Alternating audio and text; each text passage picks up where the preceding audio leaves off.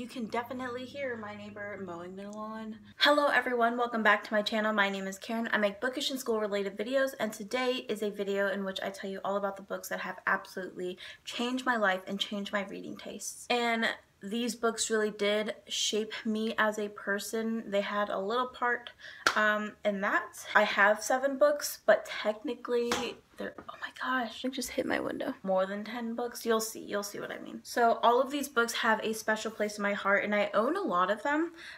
There's just 2 that I don't own, so I'm kind of excited to show you that. The first book is older, and I don't have Dust Jacket anymore, but this is Caracara by Cynthia Kadohata. And quick story, so I read this book for the first time in the 6th grade, and my friend and I were so in love with this book, we ended up writing a letter to Cynthia Kadohata, the author. She wrote us back a few months later, and she sent us a Christmas card saying thank you. And then I was sitting in Starbucks the other day, and I was coming up with this list of books that changed my life, and Caracara was of course the first book that popped up into my head. And I decided to email the author because she doesn't really do a lot of appearances anymore, but I know she has a book coming out early next year, so I decided to send her an email saying, hey, I don't know if you remember me, but I wrote you a letter 6 years ago. I'm now a high school senior about to graduate, and I'm going to reread your book because of how much it changed me, how much it really impacted my life as a young teenager back in like the 6th grade. And she emailed back. I got the email this morning, and she was saying, oh, thank you, my son's now 14, and it just, time goes by so fast. I can't believe my books are still touching people. So that was it. I just love reaching out to authors and telling them how much I love their books, because I think that's important. Like, when you think something is great, you should tell the person, because it really does have an effect on them, and it has an effect on you. Last time I read this book was the 7th grade, 6th, 7th grade, and so I'm going to do my best to think of a summary from memory.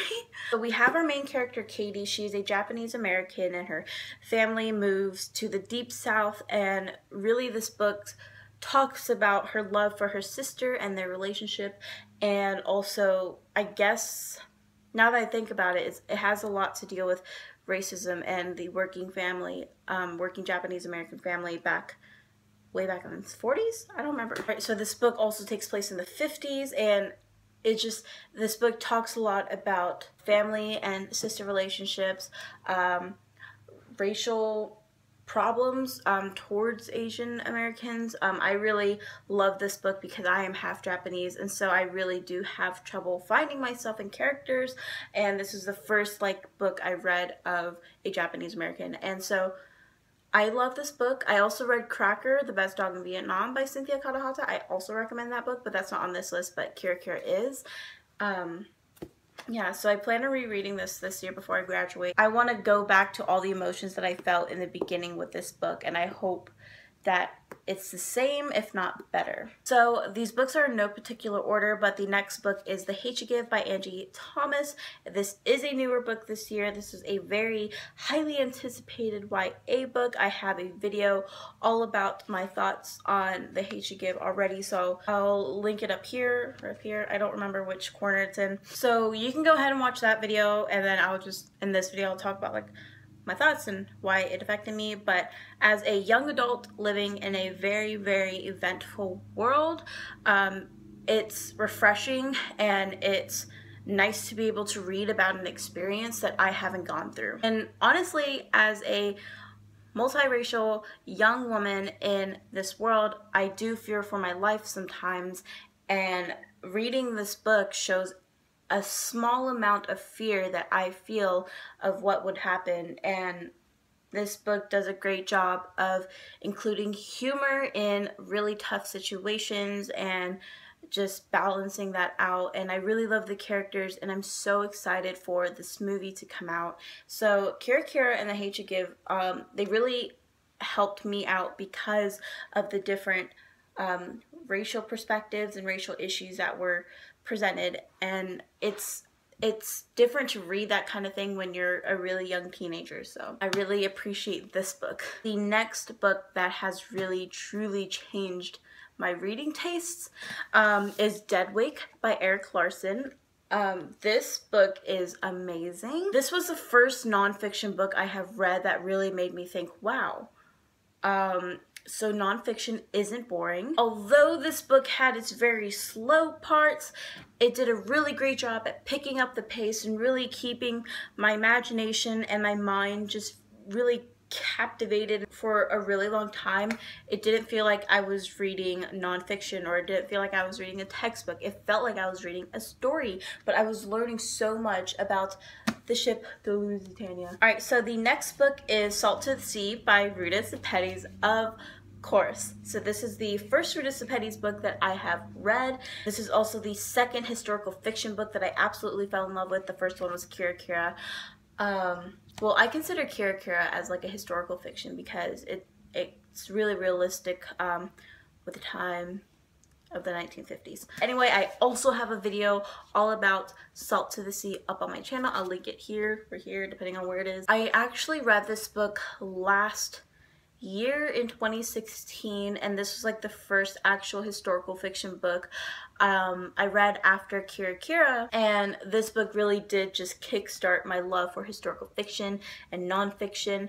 And I love the fact that Ruta Sepetys goes after these lost stories and these stories that really need to be shown into the light and shown to many people. And I absolutely love this book. I love that it was a very short and fast-paced read with different perspectives, because each perspective was like a different country type of thing, or each person from a different country. And I really appreciate this book. I have an entire section up here just for my Ruta Sepetys books. Alright, so you don't have the next book, but the next book is I Am Malala by Malala Yousafzai, and I hope I'm saying that right. So if you don't know, Malala Yousafzai is a young adult, and she is an education activist, and she was shot in the head by the Taliban because of her passion for education. And reading about Malala's experience really put me into perspective and really made me passionate about education. So that is why I make YouTube videos sharing my advice and my experience to you guys, so that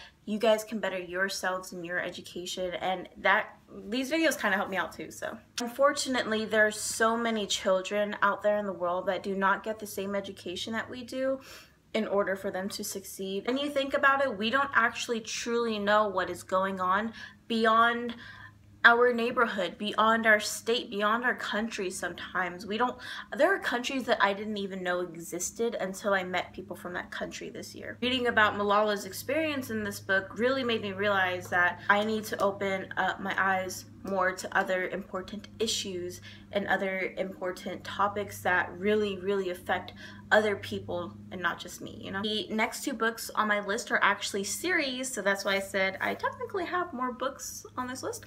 But the first series is the Harry Potter series, and I'm not even going to pull it off my shelf, but I have Deathly Hallows, and then I also have Chamber of Secrets. So I'm very slowly collecting the Harry Potter series. I've always just borrowed the books from the library because the books can be quite pricey. Anyway, I started reading this series when I figured out that friendship was really important to me. And so reading about the special bond that Harry, Hermione, and Ron all shared really made me realize that's the kind of special friendship bond and relationship that I want with my friends. And it's also not just Harry's friends, but also the adults in his life that really helped him out. These people all cared about Harry, and they all wanted him to succeed and be safe. And I realized I have adults like that in my life that really helped me out and changed me in drastic ways. And so this series really made me realize the importance of different people in my life.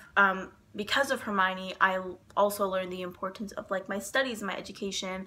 I learned the importance of loyalty and friendship and bravery through all of the 7 books. But also I love the magical feel that these books have, and I don't know, like reading Harry Potter makes me I'm so amazed that J.K. Rowling can come up with this world and write it in such an intricate, detailed, amazing way. And I just absolutely love Harry Potter and appreciate this series so much and so much more now that I'm older. The next book series on my list is The Chronicles of Narnia by C.S. Lewis, and this is the version where all 7 books are in one major book. And I can't really give this away because I wrote Karen Mims on top of it in like Sharpie kind of marker.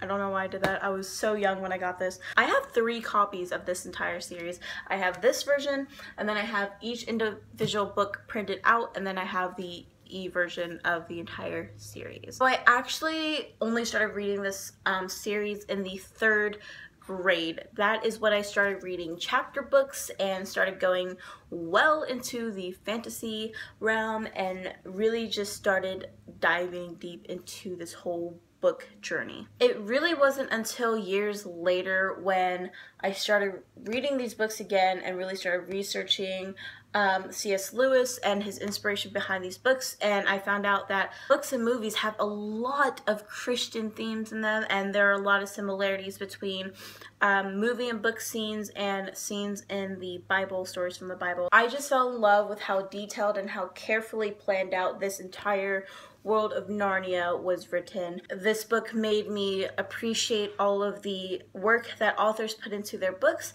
and really appreciate literature as a whole, because I don't know, I was like in the 3rd grade, I didn't catch on to the themes and the similarities with biblical Christian themes within this book until years later, and I rewatched the movies and reread the books and realized I didn't catch that before. Like when I reread Narnia and Harry Potter, I always catch something new. I don't know why, I don't know how, but I always catch something new I didn't realize the first time, and I think that just comes with age. I don't know, I say that like I'm really, really old, but I'm not, I'm 17. Yeah, this book has really changed my life. It's a childhood series that I absolutely love. Alright, so I hope I made sense explaining as to why all of these books really did change my life and really change my reading taste. If you claim that you do not like to read, I truly believe it's because you have not found the right book for you yet. My right book for me was really Caracara by Cynthia Kadahata, and then that helped me go and find other books that I really, really liked, like Salt to the Sea and then Deadwake. Like, all of those books have history in common with them.